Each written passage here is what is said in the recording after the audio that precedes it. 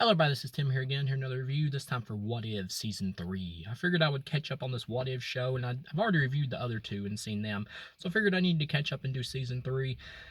Now, I'll just go ahead and say it, this is the worst season of the three. I did not hate it, but I do feel like this is the weakest. It isn't terrible. There are some decent episodes, and the final is easily the best of the episodes. I believe we get like 8 here. I think the first episode is kind of like a friendship between Anthony Mackie's Captain America character and like Bruce Banner or whatever, where you even get a part in the episode where Bruce Banner eventually like splits or whatever, and part of him like mutates into like this giant like dinosaur looking version of the Hulk. Really weird. Overall, it was like okay. I did like seeing the Avengers in like mech suits having to fight them and all that. Kind of entertaining, like an anime way, Gundam Wing kind of thing. But overall, it was like okay. The second episode I really didn't like much at all. It was mostly just really boring about the Agatha character from Agatha All Along or whatever in WandaVision, like going to Hollywood. And it's mostly just like her dancing and singing. And at the end, you get like her battling a celestial or whatever. And she falls in love at the end, besides like going to the acting business. It was okay for what it was. Some entertainment value with the Agatha character still there in terms of just comedic timing and stuff. It was okay, watchable.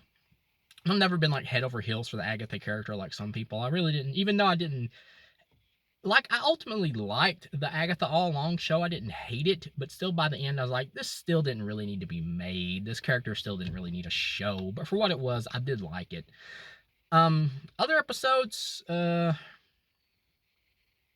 there is one like decent one where it's like the Winter Soldier. I think teamed up with maybe like the Red Guardian or whatever from the Black Widow movie. It might be him, it may be somebody else. I can't quite remember, but that one was decent in terms of like action and stuff. The final episode with the Watcher like teams up with the alternate what if universe versions from the multiverse of the Avengers or whatever, including like Captain Carter and all them to like fight the other Watchers because they're tired of him like intervening. That episode was good for what it was. It was good. It's the easily the most entertaining episode, which makes sense. It's the final, so they want to put all the action in. Of course, they end up defeating the other Watchers at the end, but like one of them does survive, I believe, and he like gets stranded on this like planet or random dimension or whatever after his powers have been taken away, I think. And then the Watcher, who's like been through this throughout this the seasons, who's like helped this version of the Avengers or whatever. He's basically like you stay here, you might learn the meaning of what it means, to watch and then also intervene or whatever. Because that's the thing, they're supposed to watch but not intervene. But of course, this watcher does intervene. And there was an episode I did kind of forget about and blank out on right then about where it was like the Riri Williams character who becomes like Ironheart, a character they're really trying to push because she's getting her own live action series. Another why, I don't know. You don't have to give every single character their own series unless you really feel like you have a really good idea to justify it. Like, it just feels like they're just over expanding still with the MCU. I really feel like they need to quit on all these Disney Plus shows and just focus completely on the movies now to pick up that quality instead of like they're just overextending themselves. I think is what's really hurting the MCU. And I'm sorry I'm sweating a little because it's hot as fuck today.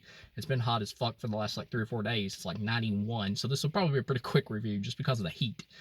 But the episode ultimately, I do think that it was a good one, though. I will be honest, it was a good one, but still, the Riri Williams character in it wasn't super interesting. But I feel like the actress did do a good job, but character wise, she's just not that captivating. I think part of the problem is she just seems like discount Iron Man, because we've already had like a dude in a mech suit and with all that with Iron Man's character with Robert Downey Jr. and that's pretty much peaked that type of character, and you can't really follow that up because of Robert Downey's charisma.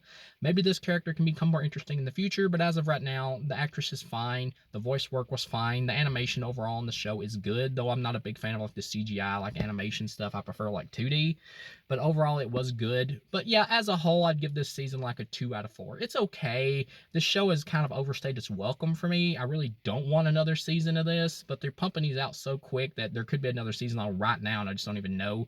But overall, it was okay. It's like an okay time waster. I would say see it if you watch the other 2 seasons just for completion's sake, or of course if you're an MCU fan, then check it out. But it's definitely nothing to write home about. So thank you guys for watching, and I'll see you again.